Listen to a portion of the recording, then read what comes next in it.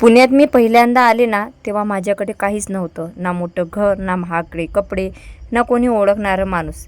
एकटी चालत होती फक्त. गाव सोडून शहरात आले होते. डोळ्यात स्वप्न होती, पण हातात फक्त संघर्ष होता. कधी कधी परिस्थिती वाईट होती, की स्वतःचं पोट भरायचं की उद्याचा विचार करायचा, हे पण कळत नव्हतं. पण त्या दिवसांनी मला एक गोष्ट शिकवली. गरीब माणूस पैशाने गरीब असतो, मनाने नाही. एक दिवस मी वृद्धाश्रमात गेले. तिथे काही आजी आजोबा बसले होते. कोणी त्यांना भेटायला नव्हते येत, कोणी प्रेमाने विचारत नव्हतं, तिथल्या ताई सोडून. तेव्हा माझ्याकडे खूप पैसे नव्हते, पण जे होतं त्यातून मी त्यांना जेवण दिलं. त्या आजीच्या डोळ्यातलं पाणी आणि तिचा थरथरणारा हात आजही मी विसरू शकत नाही. ती म्हणाली, बाळा, देव तुला खूप मोठं करू. त्या दिवशी मला समजलं, मोठं घर, पैसे, नाव यापेक्षा मोठी गोष्ट म्हणजे माणुसकी. आज परिस्थिती बदललेली आहे, पण संघर्ष अजूनही आठवतो, कारण त्या दिवसांनीच मला मजबूत बनवलं. मी गरीब होते, पण दुसऱ्याला 2 घास देण्याइतकं मन श्रीमंत होतं. आयुष्यात कितीही मोठं व्हा, पण कोणाच्या चेहऱ्यावर हसू आणायचं विसरू नका. पैसा माणसाला मोठं बनवत नाही, तर माणुसकी बनवते. आणि म्हणूनच मी ना, वृद्धाश्रमात म्हणजे माझ्या सासूबाईचं आता ते अक्षय तृतीया होती, तर माझ्या आईने मला सांगितलेलं होतं की त्यांच्यासाठी पान टाक, परंतु मी ते वृद्धाश्रमात जेवण दिलेलं होतं. पुण्यात ना टिकणं सोपं नाही आहे, पण मी हार मानली नाही, कारण त्या लोकांना मला उत्तर द्यायचं होतं. त्यांनी मला कमी लेखलं होतं. सिंकमध्ये भरपूर भांडी पडलेली आहेत, माझं घर अस्ताव्यस्त आहे, परंतु मी सध्या ब्लॉगिंग करत आहे. कारण की पुण्यात राहणं बाहेरून जितकं सोपं सुंदर दिसतं ना, तितकंच आतून कठीण आहे. इथे प्रत्येक गोष्ट महाग झाली आहे. भाडं, लाईट बिल, मुलांचा खर्च, कधीकधी वाटतं श्वास घ्यायलासुद्धा पैसे लागतील. आणि या महागाईच्या काळात काही झालं तरी मुलांना आपण सांगू शकत नाही की बाबा रे, हे खाऊ नका. आणि आपण एवढं कमावतं तर कोणासाठी? आपल्या मुलांसाठीच. तर आता सकाळ झाली होती आणि मी मुलांना कधी शॉपवर वगैरे पाठवत नसते, तर मीच गेली खाली, दूध घेऊन आली, पिण्याचं पाणी घेऊन आली आणि मुलांच्यासाठी बिस्किट्स वगैरे घेऊन आलेली आहे. आणि स्वराला मी तिच्या क्लासला सोडून आली होती, तोपर्यंत मी सर्व घेऊन आली होती. आणि स्वराज बघा मस्तपैकी आरामात झोपलेला होता.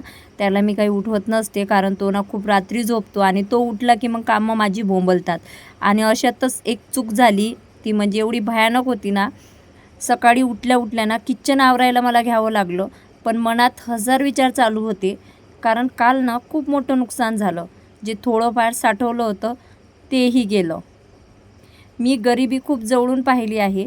असे दिवस पाहिलेत जेव्हा स्वतः उपाशी राहून दुसऱ्यांना खाऊ घातलं, जेव्हा मन रडत होतं पण चेहऱ्यावर हसू ठेवायचं होतं. आणि अशातच आज सकाळी सकाळी हे नुकसान झालं की माझं जे अर्धा पाऊण लिटर दूध होतं ना, ते मी ठेवायला गेली आणि फटकन ते भांडं निसटलं आणि पूर्ण घरात दूधच दूध झालं. मग काय लगेच सर्व भांडी घासायला घेतली. जास्तीची भांडी, जे डबे वगैरे होते ते घासून घेतले. कुरवड्या, पावळ्या, शेवळ्या ते जे होते ते वाळू घातलं. पण एक गोष्ट आहे, मी कितीही तुटले तरी मी पुन्हा उभी राहिली. कारण मला माहीत आहे, गरिबी कायमची नसते, पण मेहनत कायम सोबत असते. आजही संघर्ष आहे, पण मी अजून टिकून आहे. कारण आयुष्याने मला रडायला नाही, लढायला शिकवलं आहे. स्वतःवर विश्वास ठेवा, वाईट वेळ कायम राहत नाही. आणि मी काय केलं, सगळ्यात अगोदर किचन आवरून घेतली, रॅक आवरली, सर्व भांडी घासले. आणि म्हणजे एवढं दुधाचा वास कसा येतो हे तुम्हाला माहिती आहे. भांडी वगैरे घासून झाल्यानंतर सगळ्यात अगोदर मी स्वयंपाक केला.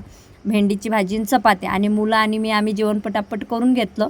आणि भांडी वगैरे घासून झाल्यानंतर पटापट सर्व भांडी मी किचनच्या रॅकमध्ये लावून दिलेली आहे. आणि संध्याकाळ होईस्तोवर माझं पूर्ण घर मी आवरून घेतलेलं आहे, तुम्ही बघू शकता. फक्त आता म्हणजे बाहेरचं झाडायचं राहिलेलं होतं, तर ते पण झाडून घेतलेलं आहे. आणि तुम्ही बघितलं माझी किचन आधी सकाळी कशी दिसत होतं आणि आत्ता कशी दिसत आहे. एकदम मस्तपैकी दिसत आहे आता किचनही पूर्ण घर आहे. आणि आपलं जर किचन घर आवरलेलं असलं ना, तर आपलं मनसुद्धा खूप छान लागतं. आणि भरपूर दिवस झाले मुलांना बाहेर म्हणजे नेणं अवॉइड करत आहे, कारण उन्हाळा एवढा आहे ना, खूप भयानक उन्हाळा आहे. आणि त्यामुळेच गणेशजी पण बोलतात की उन्हात तू पण जाऊ नको, मुलांना पण घेऊन जाऊ नको. आणि जास्तीत जास्त ऑनलाईनच मागवणं सुरू आहे. दूध तर लावूनच घेतलेलं आहे, पाण्याला जर गेली तेव्हाच खाली जाते.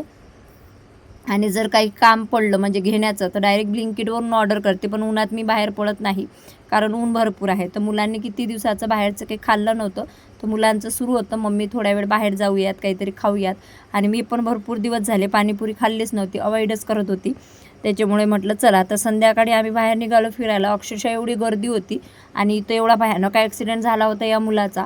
त्याला 4-5 जणांनी उचललं होतं आणि म्हणूनच म्हणते की पुण्यात महागाई आहे, परंतु ट्रॅफिकही एवढं असते ना, अर्ध्याहून जास्त ट्रॅफिकमध्येच उभं राहावं लागतं आणि प्रत्येक जणाला घाई असते घरी जाण्याची येण्याची आणि कोणाला बघत नाही, डायरेक्ट उडवण्याचंच ठेवते बाबा. तर इथं खूप अशी गर्दी झाली होती कारण इथे एकाचा ॲक्सिडेंट झाला होता म्हणून. तर मग तिथून गाडी काढायला थोडासा वेळच लागला आणि मुलांचं सुरू होतं हे खायचं ते खायचं ते खायचं हे खायचं. तर अशा पद्धतीने आम्ही फायनली बाहेर निघालेलो आहो आणि फक्त बाहेर गेलो. मी काय ती चाट खाल्ली, स्वराने पण चाट खाल्ली आणि स्वराज पिझ्झासाठी एवढा भयानक रडत होता, खूप रडत होता. मला माहिती होतं की तिथला तो पिझ्झा आहे तो चांगला नाही आहे, परंतु स्वराज ऐकायलाच तयार नव्हता आणि स्वरा पण म्हणत होती मला पण खायचं आहे. तर याच्या अगोदर मी एकदा तिथला पिझ्झा खाल्लेला होता, तो खूप भयानक म्हणजे चवच नव्हती त्याला. त्याच्यामुळे मी तो वेट करत होती, परंतु तो काही ऐकायला तयार नव्हता. तर मला तो घ्यावाच लागला. आणि मला अजूनही आठवते की जेव्हा मी माझं गाव सोडलं होतं त्याच्याकडे, तेव्हा ना म्हणजे ॲक्च्युली टेम्पोचे पैसे द्यायला पण माझ्याकडे पैसे नव्हते. मी दुसऱ्याकडून पैसे घेऊन उधार दिले होते. त्याच्यानंतर बाहेरून खाऊन आल्यानंतरसुद्धा असं नसते की स्वयंपाकाला सुट्टी, ते आपल्याजवळ नाटक नाही. बाहेर जरी खाल्लं तरी घरी येऊन जेवण करायचंच आहे. तर मी पटापट चपात्या आणि भाजी केली. इकडे नवऱ्याचा कॉल पण चालू होता, त्यांच्याशी पण बोलून घेतलं आणि ही क्लिप आता इथं ॲड झाली, मला तिकडं करायची होती. तर आम्ही जिथं बाहेर गेलेलो होतो ना तिथं मस्तपैकी मी चाट खाल्ली. स्वराजने काय बोलतो आपण त्याला हे खाल्लं होतं पिझ्झा आणि स्वराने पण चाट खाल्ली होती आणि जेवण वगैरे फायनली आता आमचं सर्वांचं झालेलं आहे जेवण. आणि झोपताना मी हे म्हणजे तांब्याची जी बॉटल आहे ती मला आलेली होती, तर त्याच्यात मी पाणी वगैरे पित असते.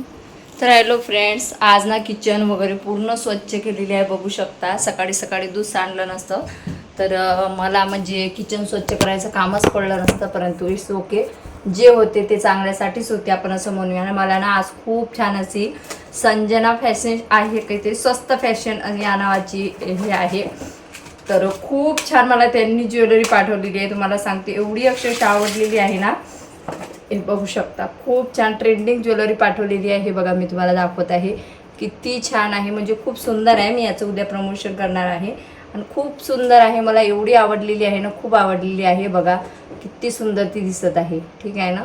तर मी मिशो, अमेझॉन, फ्लिपकार्ट यांचे सगळ्यांचे तर प्रमोशन्स करते, परंतु एक इन्स्टा पेज आहे. तर तसं तर त्यांच्याकडे भरपूर ज्वेलरी होती, पण मला हे मंगळसूत्र आवडलं होतं, तर त्यांनी मला हे मंगळसूत्र पाठवलं होतं आणि खूप छान अजून छोटं मंगळसूत्र पाठवलं होतं. ते तर एवढं छान होतं ना, खूप छान होतं.